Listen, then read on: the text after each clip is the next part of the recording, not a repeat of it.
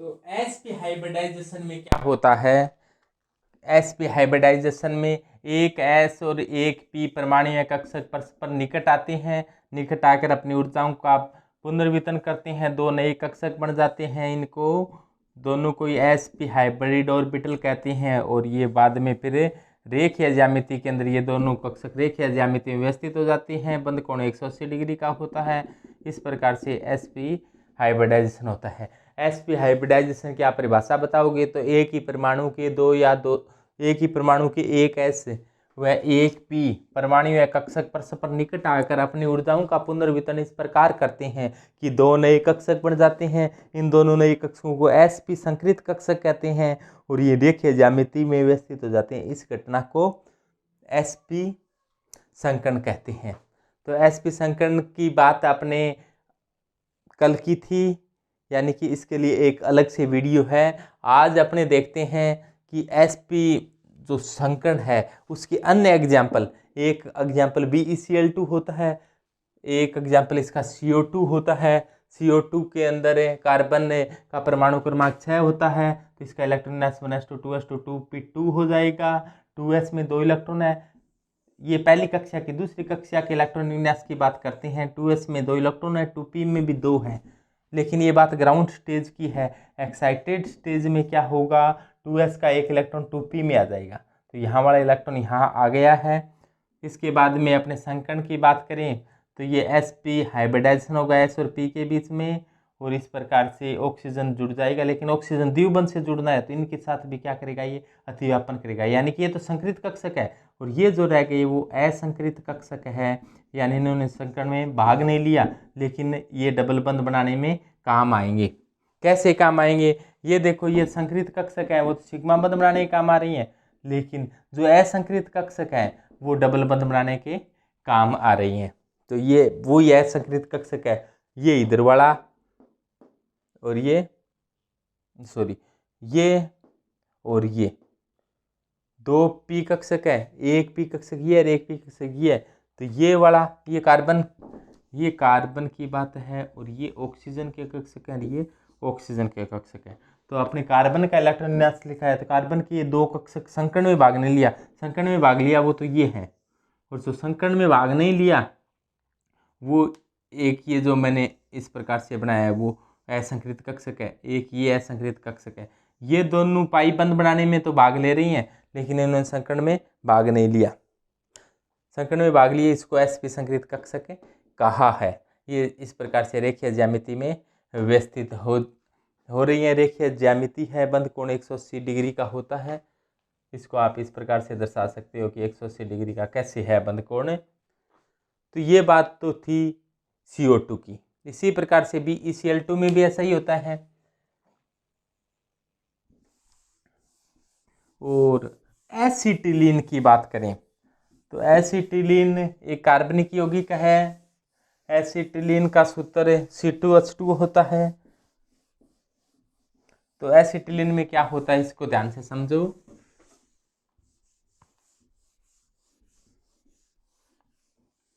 कि एसिटिलीन क्या है, कैसिटिलीन है। ये एसिटिलीन है। देखो ध्यान से, ये रही एसिटिलीन, ये कार्बन है और इस कार्बन के साथ ट्रिपल बंध है, और ये हाइड्रोजन है और ये हाइड्रोजन है, ये एसिटिलीन है। अब देखो कार्बन ये सिग्मा बंध है, ये पाई बंध है और ये पाई बंध है, ये भी सिग्मा बंध है, ये भी सिग्मा बंध है, ये एसिटिलीन है। कार्बन का परमाणु क्रमांक आप सभी जानते हो 6 होता है। इसका इलेक्ट्रॉन विन्यास 1s2 2s2 2p2 होता है। अभी बात की थी 2s में इसके 2 इलेक्ट्रॉन हैं, 2p के अंदर है इसमें 2 इलेक्ट्रॉन है। ये ग्राउंड स्टेज की बात थी। एक्साइटेड स्टेज में क्या होगा, ये वाला इलेक्ट्रॉन छलांग लगाकर कहाँ जाएगा, यहाँ पहुँच जाएगा। ऐसा एक्साइटेड स्टेज में होगा। यहाँ वाला इलेक्ट्रॉन कहाँ पहुँच गया है, यहाँ पहुँच गया है।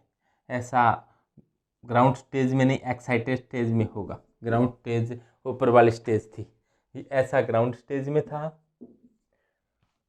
अब क्या हुआ है देखो, ये कार्बन, यहाँ पर कार्बन है वो 2 हैं, कार्बन कार्बन के बीच में ट्रिपल बंध बना हुआ है, इस बात को समझो। इस कार्बन की कक्षीय संरचना बना रहा हूँ, sp हाइब्रिड है, ये sp हाइब्रिड है, यानी कि एक s और एक p, ये sp संकरण हुआ है इनमें। तो ये कार्बन का कक्षक है sp संकृति, ये एक कक्षक हो गया, और इसकी एक पाली छोटी होती है वो हो गई, और ये sp हाइब्रिड दूसरी हो गया, इसकी छोटी पाली ये होगी। ये 2 sp हाइब्रिड है। sp हाइब्रिड को मैं थोड़ा सा छायांकित कर देता हूँ, ताकि डॉट बना देता हूँ ताकि ध्यान में रहे, ये हाइब्रिड ऑर्बिटल है p। तो p 3 होती हैं, एक तो काम आ गया। तो बचे हुए कहाँ है, बचा हुआ ये रहा, ये अनहाइब्रिड है, यानी कि हाइब्रिडाइजेशन में भाग नहीं लिया, और एक p कक्षक ये रहा जिसने हाइब्रिडाइजेशन में भाग नहीं लिया, यानी p 3 होती हैं, एक p ने तो हाइब्रिडाइजेशन में भाग ले लिया, और 2 कहाँ गए, ये रहे। ये तो इस कार्बन की बात थी, ये तो इस कार्बन की बात थी। इस कार्बन का काम वैसा का वैसा ही है जैसा इसका है, तो वैसा का वैसा ही बना देता हूँ मैं कि ये लो जी, ये लो, ये sp हाइब्रिड है, ये भी sp हाइब्रिड है, इसको भी डॉटेड लाइन से, ये इसको भी डॉटेड कर देता हूँ ताकि ये हाइब्रिड ऑर्बिटल है। अन हाइब्रिड ऑर्बिटल कौन सी है, एक p ये रहा और एक p ये रहा, ये इसका अनहाइब्रिड ऑर्बिटल हो गया।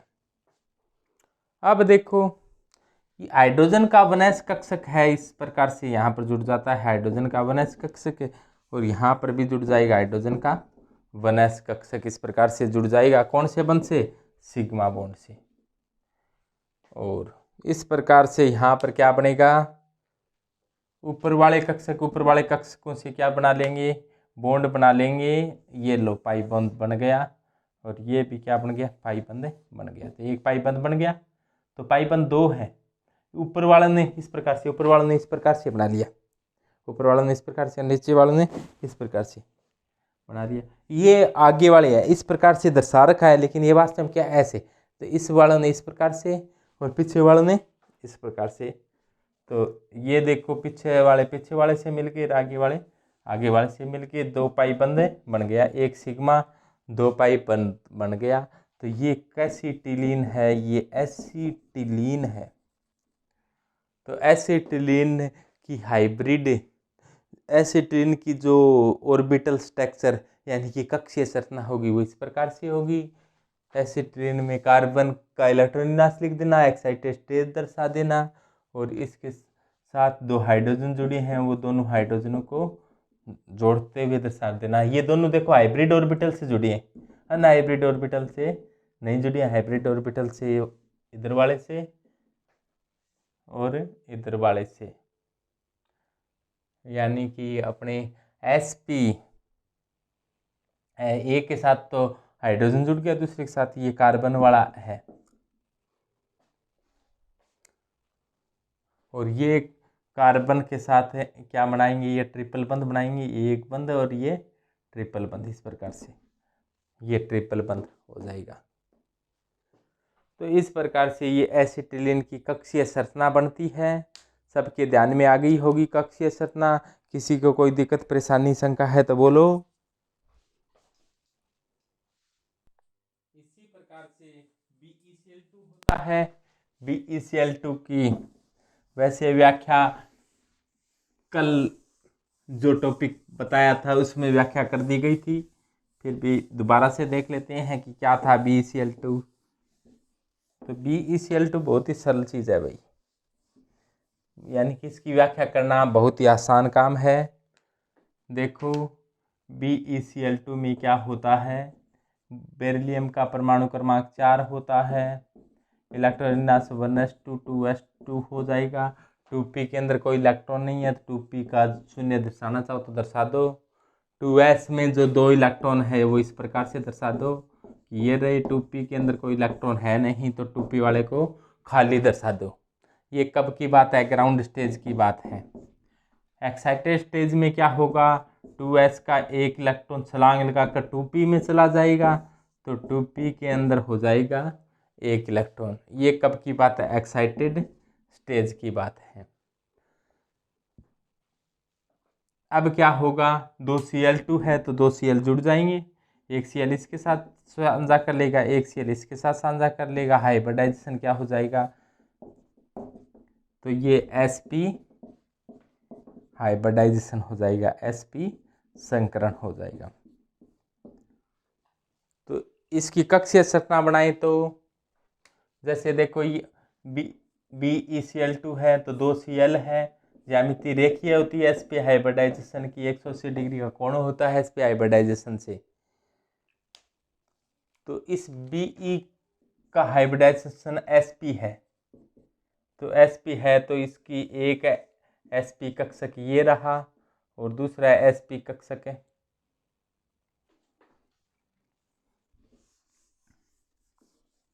एक sp हाइब्रिड ऑर्बिटल ये रहा, इसको डॉटेड लाइन से बना देता हूँ।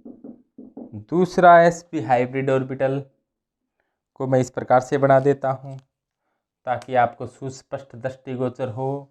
ये रहा दूसरा sp हाइब्रिड ऑर्बिटल, इसको भी मैं डॉटेड लाइन से बना देता हूँ। 2 sp संकृत कक्षक थे, यानी कि sp हाइब्रिडाइजेशन में आपको पहले ही बताया गया था कि एक s और एक p कक्षक पास आया तो 2 sp हाइब्रिड ऑर्बिटल बने, 2 आए हैं तो 2 ही बनेंगे। ये 2 sp हाइब्रिड ऑर्बिटल बन गए और ये फिर बाद के अंदर क्या किया इन्होंने? रेखीय ज्यामिति में व्यवस्थित हो गए, 180 डिग्री का कोण है तो ये sp हाइब्रिड ऑर्बिटल एक इधर हो गया और एक इधर हो गया, ये दोनों व्यवस्थित हो गए। इसी प्रकार से sp हाइब्रिडाइजेशन में 2 sp हाइब्रिड ऑर्बिटल हो गए। अब देखो Cl का p कक्षक होता है, वो क्या करेगा? अतिव्यापन करेगा। ये किसका है? Cl का p कक्षक है।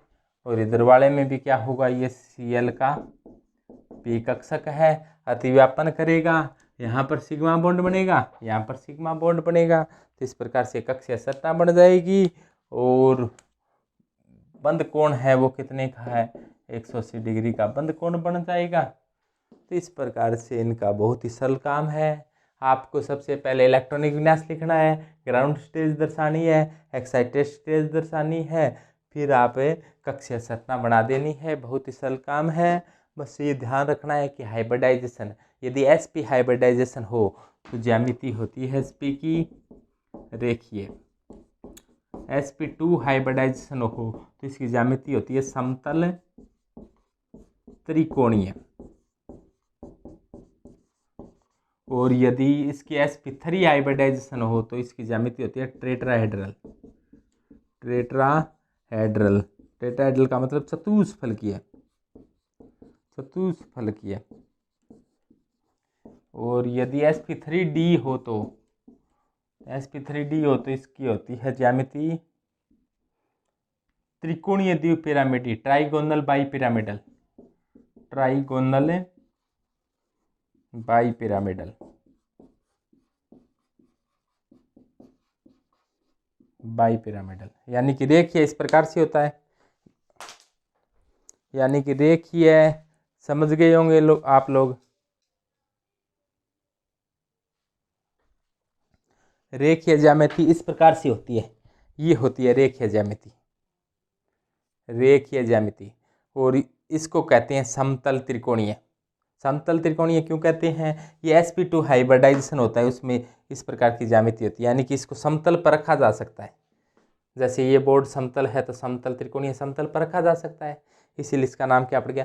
समतल त्रिकोणीय। रेखीय समझ गए, ये रेखीय ही ज्यामिति है, ये रेखीय जैसे मतलब समतल त्रिकोणीय, ये हो जाएगी समतल त्रिकोणीय। ऐसा sp2 हाइब्रिडाइजेशन में होता है, बंद कोण 120 डिग्री का होता है। और चतुष्फलकीय में, चतुष्फलकीय इस प्रकार से होती है, देखो ध्यान से,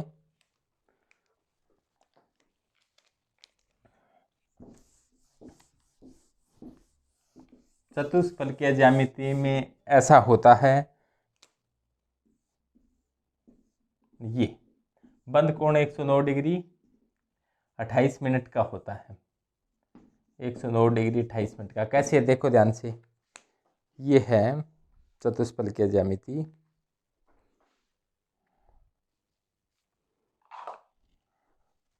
इस प्रकार की ज्यामिति चतुष्फलकीय ज्यामिति है। देखो ध्यान से, ये रेखीय है और ये त्रिकोणीय है। और चतुष्फलकीय में क्या होगा, देखो ध्यान से, ऐसी ज्यामिति को चतुष्फलकीय ज्यामिति कहेंगे। ये वाली ज्यामिति, ये वाली ज्यामिति चतुष्फलकीय ज्यामिति है।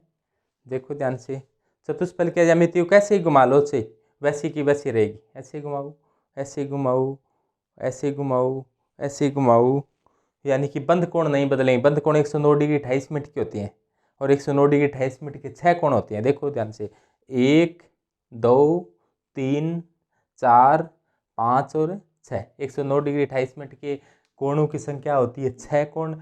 109 डिग्री 28 मिनट का कोण होता है ऐसा। मीथेन के अंदर है, एथेन के अंदर है, NH4+ के अंदर है। ये परफेक्ट टेट्राहेड्रल होती है। और ये जो sp2 है, ये ज्यामिति होती है वो मुख्य रूप से BF3, BCl3, एथिलीन और sp3 का बता दिया आपको, मेथेन है, CCl4 है, एथेन है, उनमें ऐसी पाई जाती है। और sp3d पाई जाती है PCl5 में। PCl5 में और भी काफ़ी एग्जाम्पल है, लेकिन मुख्य PCl5। sp3d की होती है समतल ट्राइगोनल बाई पिरामिडल, यानी कि त्रिकोणीय द्विपिरामिडी। त्रिकोणीय द्विपिरामिडी कैसे, एक त्रिकोण बना दो, ये त्रिकोण है, 2 पिरामिड है, एक ऊपर पिरामिड है, एक नीचे पिरामिड है। इस बात को समझो। जैसे ये sp संकर्ण की, ये sp2 की, sp2 हाइब्रिडाइजेशन की समतल त्रिकोणीय ज्यामिति होती है।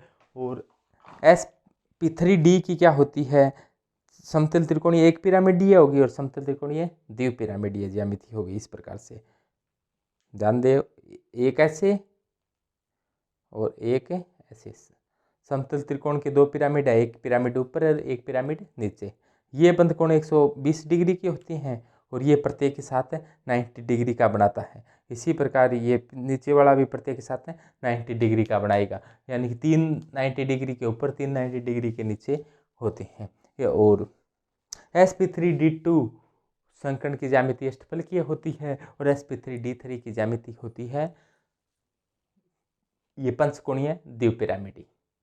तो इनका अपने विस्तार से पढ़ेंगे अगले वीडियो में, यानी कि ये इनकी ज्यामिति कैसे बनती है, sp हाइब्रिडाइजेशन की ज्यामिति क्या होती है, रेखीय, sp2 की समतल त्रिकोणीय, sp3 की चतुष्फलकीय, sp3d की त्रिकोणीय द्विपिरामिडी, sp3d2 की अष्टफलकीय और sp3d3 की पंचकोणीय द्विपिरामिडी।